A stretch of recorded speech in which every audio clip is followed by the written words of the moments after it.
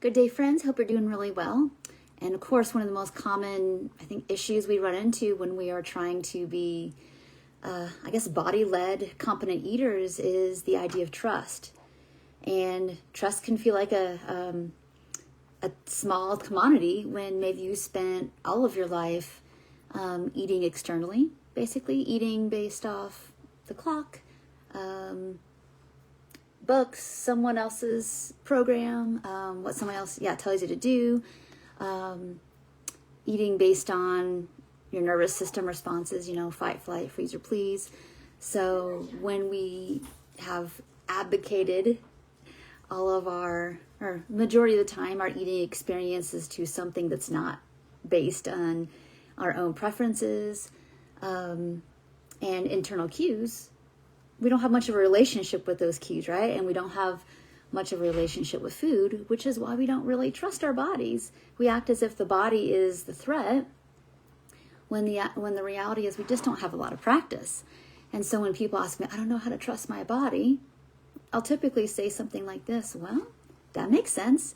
And all the things that I just discussed in hopefully a more eloquent way. And then secondarily, we might say, well, generally, do you think that you're a trustworthy person? I'm like, well, I don't know. I'm like, well, I don't know. Are you habitual liar? Do you steal stuff? How do you treat people in the world? Like, oh, yeah.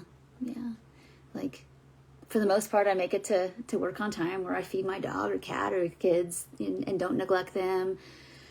Maybe you've had times in your life where you're at school and let's say if not 100% of the time, most of the time you turn your assignments in on time. There's all kinds of ways in which if you took a piece of paper and a pen and write down all the ways in which you show up in the world in a way that keeps your life maybe moving, then I would say you're probably a trustworthy person. And then maybe couple that, I count this for more credibility is honestly how you probably see others. You are probably quick to be understanding towards others' failures or misattunements. I know everybody here listening has to do work on not in personalizing everybody else's mistakes, but that's another video. But in reality, recognizing that we know that people aren't perfect. People make mistakes. People misattune. People can be ignorant. That's just kind of how it is. And you understand that. And so there's a level of compassion. I assume most of you who watch this video have. So if we could flip that, and you could look at yourself a little bit more fairly, diplomatically, of like, here are all the ways in which I show up. And so if I can do that in all these other areas, or I have in the past, or I do it today, like every day, then who says that I don't have the wiring? You have some experience, and that's how we get to competent eating, is through experiences. Who says I can't use this? Like, okay, how did I do that? Well, I slowed down. I took stock of what needed to happen. I maybe managed my time to some degree, or I took the time to go do the thing to make this other thing happen. We can do the same thing with food, because the thing you want so desperately, which is food just being food, that happens through hundreds and thousands of experiences of eating. And like, oh, okay, you do hindsight, and 3 hours later you're a little hungry again. That means that you ate to almost full, and that's how that combination of food lasted you.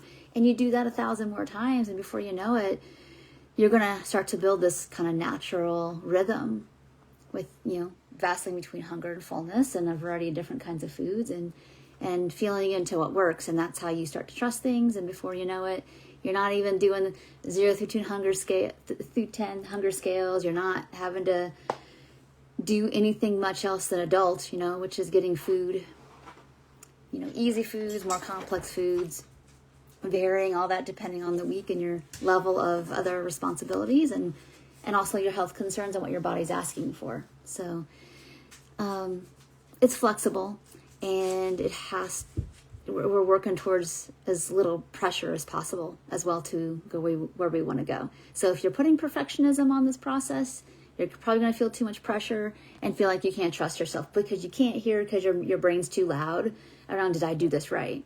Versus, okay, I ate that food and this is the experience. And I'm going to do some other things right now, and then check in another hour or 2 or 3 and see how I'm doing, and like recognize the next set of signals I get. That's how we do it, and we do it over and over and over again. Now, I put the one caveat in here. I know the reason that most of us don't do that consistently and easily when we first learn about body-led eating, like we did when we were babies, is that we're afraid about weight gain, right? That's just usually the bottom line. I know that's just the tip of the iceberg. I put a little photo on the page here that demonstrates like, hey, anytime we're worried about that whole fear of weight gain, there's a whole plethora of reasons underneath the surface that have to be, have to have some healing. But our brains will always say, well, I can't do that because, well, what if I gain weight? And that stops all this process dead in its tracks. The willingness here is, am I willing to put that aside to learn these wonderful, beautiful skills that actually gives me the highest probability of having a weight that is going to help me have all the things I want. To basically, which is, when I say have what I want, is like have a good relationship with food.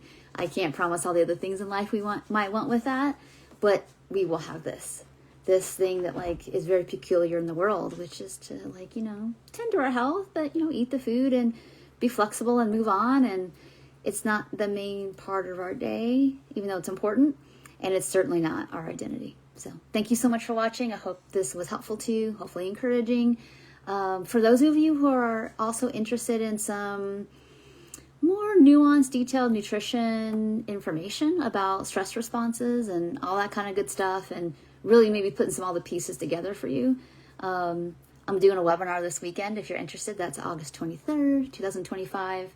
I'll put the link in the comment section below so you can check it out. It definitely is it's going to be advanced stuff. So if you're just kind of the beginnings of, I just need to eat the food and not worry about that stuff, I mean, you can come for the information, but it's not going to be that applicable to you, to be honest.